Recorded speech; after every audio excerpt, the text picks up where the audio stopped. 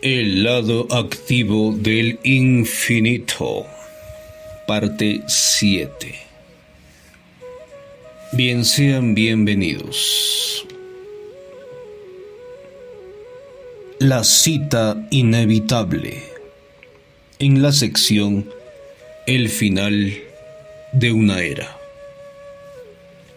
Empecemos. Había algo que me molestaba en lo más recóndito del pensamiento. Tenía que contestar una carta importantísima que me había llegado y tenía que hacerlo a toda costa. Lo que me frenaba era una mezcla de indolencia y un deseo profundo de complacer. Mi amigo antropólogo, el responsable de que conociera a don Juan Matus, me había escrito una carta hacía 2 meses. Quería saber cómo me iba en mis estudios antropológicos y me animaba a que lo visitara. Compuse 3 largas cartas. Al volver a leer cada una de ellas, las rompí, pues me parecieron obsequiosas y triviales. No podía expresar en ellas la profundidad de mi agradecimiento, la profundidad del sentimiento que tenía para él. Relacioné mi tardanza en contestar con la resolución genuina de ir a verlo y decirle personalmente lo que estaba haciendo con don Juan.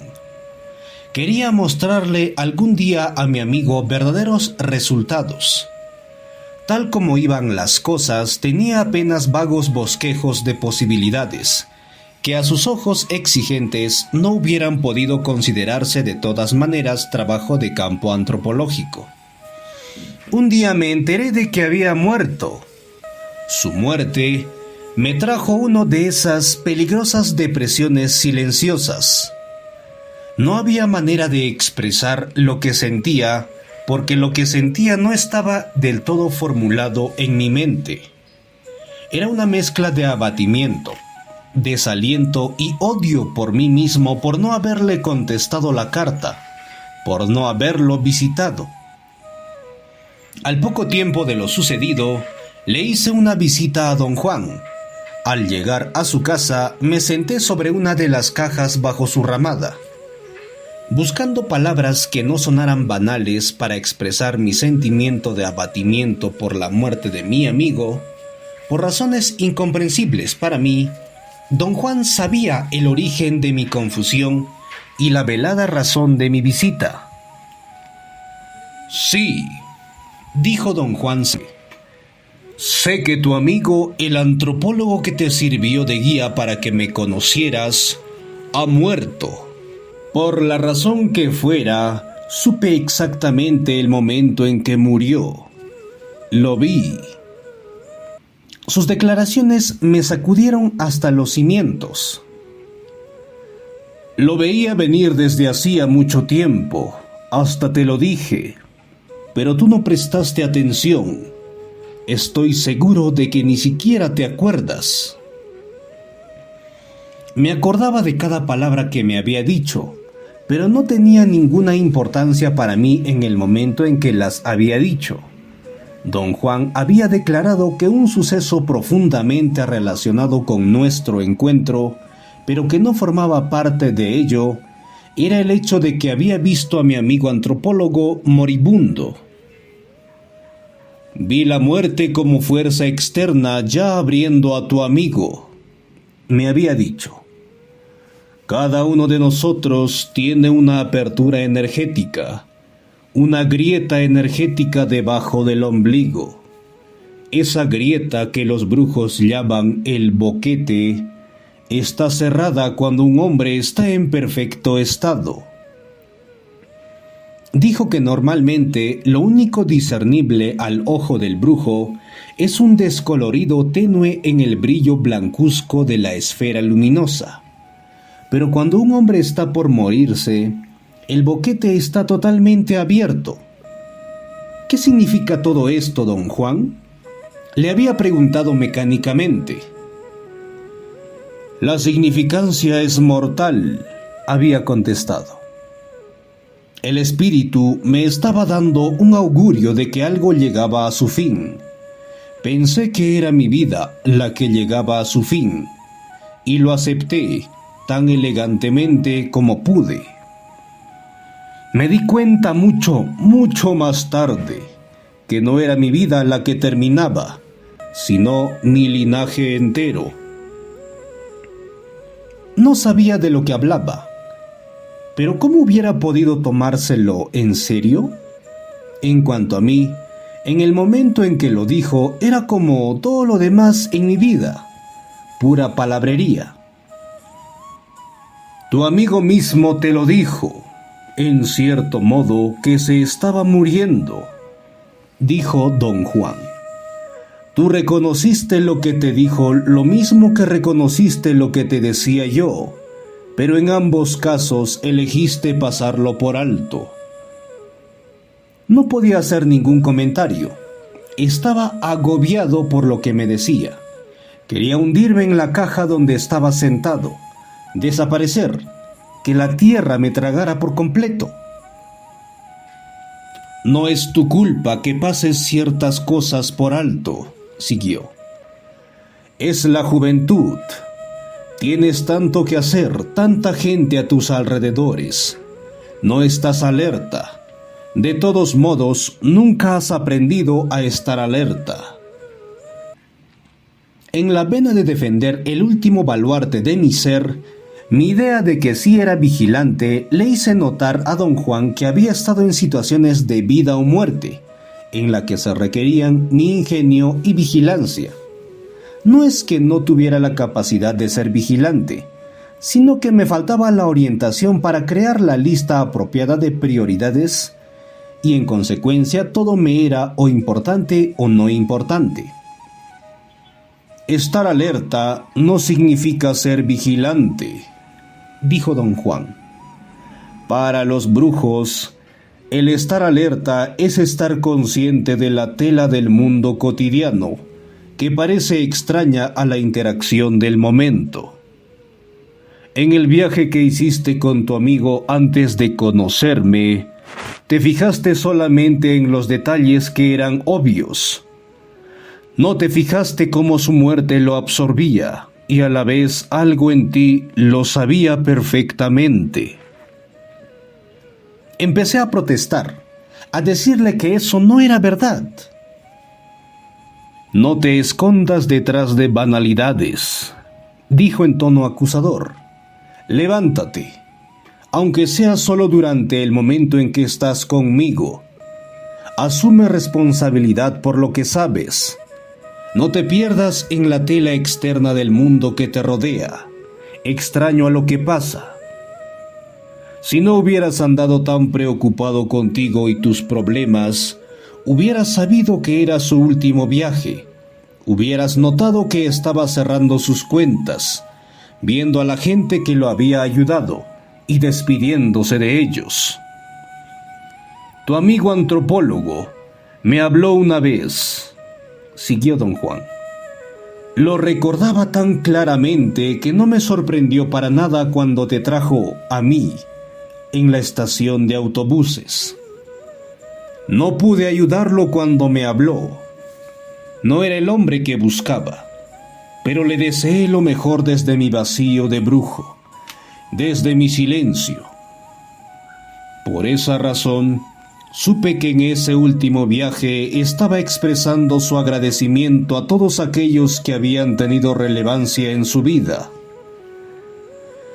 Le admití a don Juan que tenía toda la razón, que habían tantos detalles de que estaba consciente, pero que no tenían ningún significado para mí en aquel momento, como por ejemplo el éxtasis de mi amigo en contemplar el paisaje alrededor de nosotros. Detenía el coche para contemplar durante horas las montañas a la distancia, o el cauce del río, o el desierto. Descarté esto como la sentimentalidad idiota de un hombre de mediana edad. Hasta le hice vagas insinuaciones de que bebía demasiado. Me dijo que en casos extremos una copa le permitía a un hombre en momento de paz y de desapego.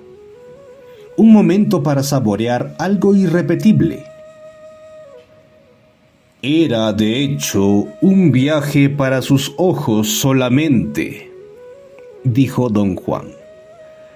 Los brujos hacen tales viajes y en ellos nada importa, excepto lo que puedan absorber sus ojos. Tu amigo estaba desprendiéndose de todo lo superfluo. Le confesé a don Juan que había pasado por alto lo que me había dicho de mi amigo moribundo, porque a un nivel desconocido había sabido que era verdad.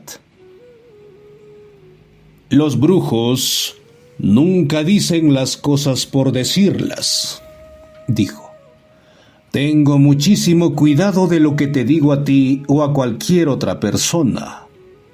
La diferencia entre tú y yo es que yo no tengo nada de tiempo y me comporto conforme a eso.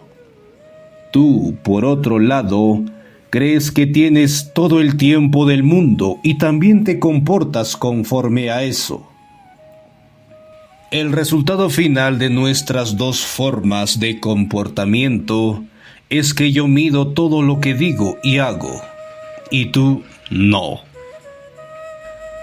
Tuve que admitir que tenía razón, pero le aseguré que lo que me decía no me aliviaba mi confusión o mi tristeza. Solté entonces, sin dominio alguno, cada matiz de mis confusos sentimientos. Le dije que no venía en busca de consejos. Quería que me recetara una manera brujesca para terminar con mi angustia. Creí estar verdaderamente interesado en obtener de él algún relajante natural, un Valium orgánico, y se lo dije. Don Juan movió la cabeza desconcertado. «Eres demasiado», dijo. «Enseguida me vas a pedir un medicamento brujesco para quitarte todo lo que te molesta, sin esfuerzo ninguno por tu parte. Solo el esfuerzo de tragar lo que se te dé. Entre peor el sabor, mejor el resultado. Ese es tu lema, el del hombre occidental. ¿Quieres resultados? Una pócima y te curas». Los brujos se enfrentan a las cosas de manera distinta, continuó don Juan. Como no tienen tiempo que perder, se entregan totalmente a lo que está enfrente de ellos. Tu confusión es el resultado de tu falta de sobriedad. No tuviste la sobriedad de agradecerle debidamente a tu amigo. Eso nos pasa a todos. Nunca expresamos lo que sentimos, y cuando queremos hacerlo, es demasiado tarde, porque se nos ha acabado el tiempo. No es solo a tu amigo al que se le acabó el tiempo, a ti también se te acabó. Le deberías haber dado las gracias profusamente en Arizona. Él se tomó la molestia de llevarte a todas partes, y lo comprendas o no, en la estación de autobuses te dio lo mejor que tenía.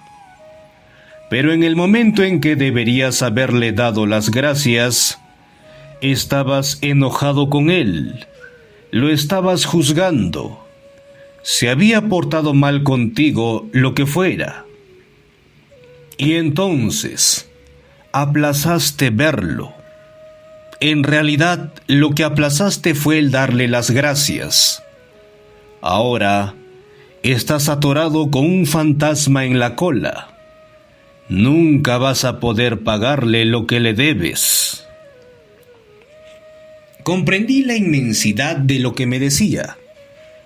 Nunca me había enfrentado a mis acciones de tal manera. De hecho, jamás le había dado las gracias a nadie. Nunca. Don Juan metió su dardo aún más adentro. Tu amigo sabía que se moría, dijo. Te escribió una última carta para saber qué hacías. Quizás que se lo supiera él o tú fuiste su último pensamiento. El peso de las palabras de don Juan fue demasiado para mis hombros. Me derrumbé. Sentía que necesitaba acostarme. Me daba vueltas la cabeza. Quizás era el ambiente. había cometido el terrible error de llegar a la casa de don Juan ya entrada la tarde. El poniente parecía asombrosamente dorado y los reflejos en las montañas peladas al este de la casa de don Juan eran de oro y púrpura. En el cielo no había ni pizca de nube, nada parecía moverse. Era como si el mundo entero estuviera escondiéndose, pero su presencia era abrumadora. La quietud del desierto de Sonora era como una daga. Me penetró hasta la médula. Quería irme, subir a mi coche y fugarme. Quería estar en la ciudad, perderme en su ruido. «Estás saboreando algo del infinito», dijo don Juan en un tono de grave finalidad. «Lo sé porque he estado en tu lugar. Quieres irte, meterte en algo humano, cálido, contradictorio, estúpido, o lo que fuese. Quieres olvidar la muerte de tu amigo, pero el infinito no te dejará en paz». Su voz se suavizó. «Te tiene metidas las garras despiadadamente». «¿Qué puedo hacer ahora, don Juan?», le pregunté. «Lo único que puedes hacer es guardar fresca la memoria de tu amigo, mantenerla viva por el resto de tu vida, y quizás más allá. Los brujos expresan de esa manera el agradecimiento al que ya no pueden dar voz. Puedes creer que es una tontería, pero es lo mejor que los brujos pueden hacer».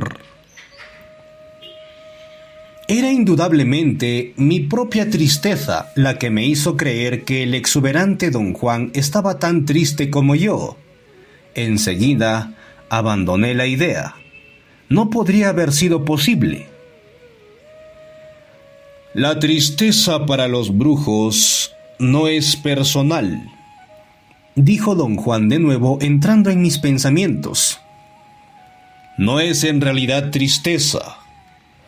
Es una ola de energía que llega desde lo profundo del cosmos y golpea a los brujos cuando están receptivos, cuando son como radios capaces de atraer las ondas.